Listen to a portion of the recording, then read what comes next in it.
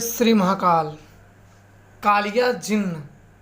कालिया जिन्न एक बहुत ही पावरफुल शक्तिशाली जिन्न है जो कि भूत प्रेत किया कराया तांत्रिक बाधा के तत्काल ख़त्म करने की शक्ति रखता है। और इसे आप कहीं की भी खबर मांग सकते हो।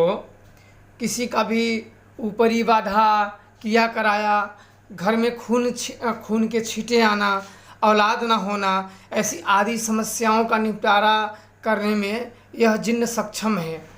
इसके अलावा जिस किसी के पास ये जिन्न रहता है उसके पूरे परिवार की ये सुरक्षा करता है, क्योंकि जिन्न भी कैटेगरी बहुत होते हैं। कुछ जिन्न पाक होते हैं, कुछ नापाक होते हैं। जैसे इंसानों में कुछ लोग ईश्वर के भक्त होते हैं, कुछ लोग उनके विरोध करते हैं, तो वैसे इन जिन्नों में है कुछ पाक जिन्न होते हैं, कुछ नापाक जिन्न होते हैं। तो जो पाक जिन्न होते हैं वो इंसानों की दुनिया में आके उनकी मदद करते हैं और उनकी समस्याओं का अंत करते हैं। यदि जो नापाक जिन्न हैं अगर उन्हें सिद्ध करने की कोई चेष्टा करे तो उन्हें वो हानि पहुंचाते हैं और उनके लिए भविष्य में काफ़ी मुसीबतों का सामना करना पड़ता है। इसलिए जिन्नों की साधना हमेशा गुरु के मार्गदर्शन में ही करें, क्योंकि भूल हो जाती है तो गुरु ही हमें बचाता है। और यदि गुरु ही ना हो तो हम अपनी भूल को सुधारेंगे कैसे? फिर वही भूल हमारी बहुत बड़ी गलती में परिवर्तित हो जाती है और फिर वही गलती, अपने किए की जो गलती है वो जीवन भर भोगते हैं। और कभी कभी तो ऐसी गलती इतने हो जाते हैं कि सुधारना बहुत मुश्किल होता है और उस चक्रव्यूह में आदमी की मृत्यु हो जाती है। तो इसलिए बड़ी साधना या शक्तिशाली साधना पाने के लिए गुरु के मार्गदर्शन में ही आप सब साधना करिए। और ये कालिया जिन्न जो है ये बहुत पावरफुल जिन्न है, ये बहुत आज्ञाकारी होता है।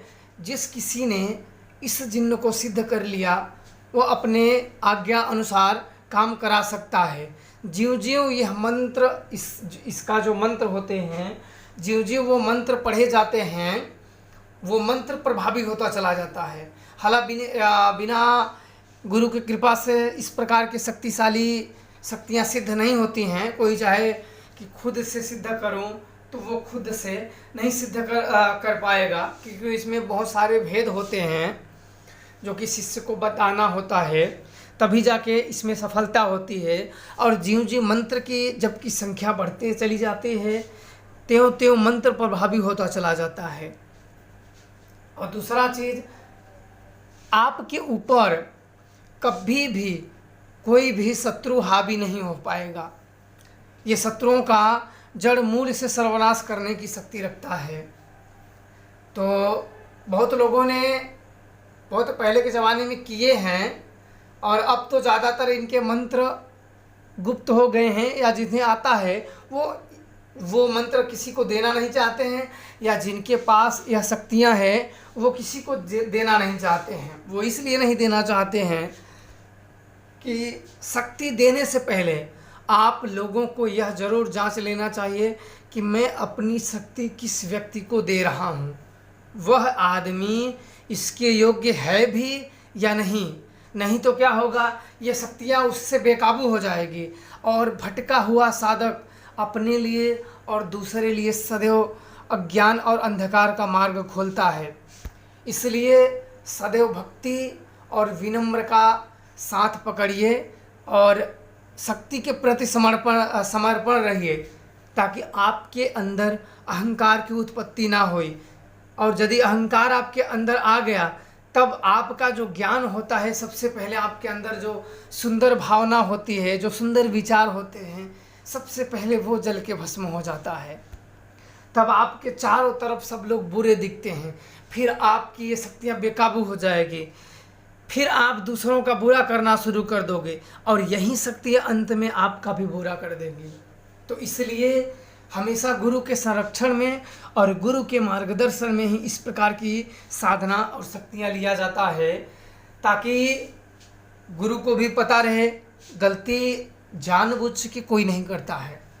गलती जो लोग करते हैं तो जानबूझ के कोई गलती नहीं करता है, पर गलती हो जाती है, अनजाने में हो जाती है। कोई भी साधना या ज्ञान आप 1 घंटे में आप उसको पूरी तरीके से नहीं याद कर सकते हो, तो इसलिए उसमें थोड़े समय दिए जाते हैं। और ज्यों-ज्यों मंत्र के जप बल बढ़ते जाते हैं, त्यों-त्यों मंत्र प्रभावी होता चला जाता है और ये शक्ति आपके कहे अनुसार काम करने लगती है।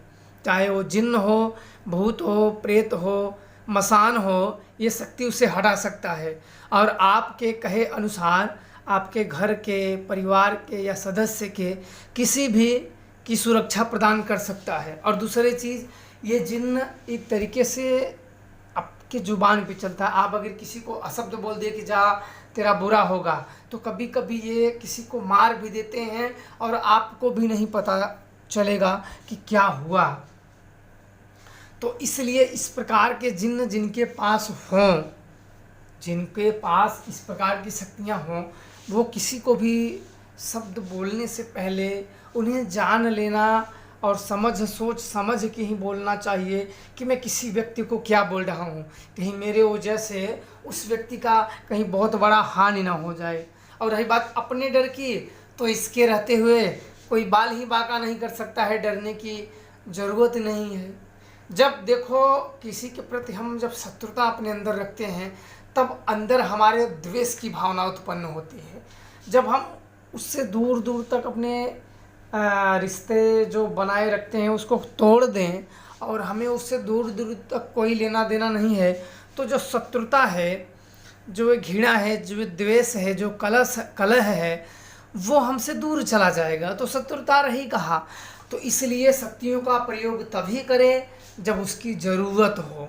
ऐसे नहीं कि बात बात पे शक्तियों को प्रयोग नहीं किए जाते हैं। गुरु ने आपके ट्रांसफ़र किसी गुरु ने आपको ट्रांसफ़र शक्ति दी हुई है, गुरु ने अपने मेहनत की शक्ति आपको दी हुई है, तो इसका मतलब ये नहीं होता है कि आप दूसरों को दुखी करते चलो, दूसरों को प्रताड़ित करते चलो, उनका जीवन जीना दूभर कर दो, उनके सदस्यों में बीमारी, आप ऐसे नहीं करना चाहिए। क्योंकि आप लोगों को शक्ति आने का ये मतलब नहीं कि कोई व्यक्ति शक्तिशाली हो गया तो शक्तिशाली हो गए तो आपका उत्तरदायित्व भी बढ़ जाता है। आपको ये स्मरण होना चाहिए कि आप किसी को समस्या दूर करने के लिए आप आगे तत्पर रहो।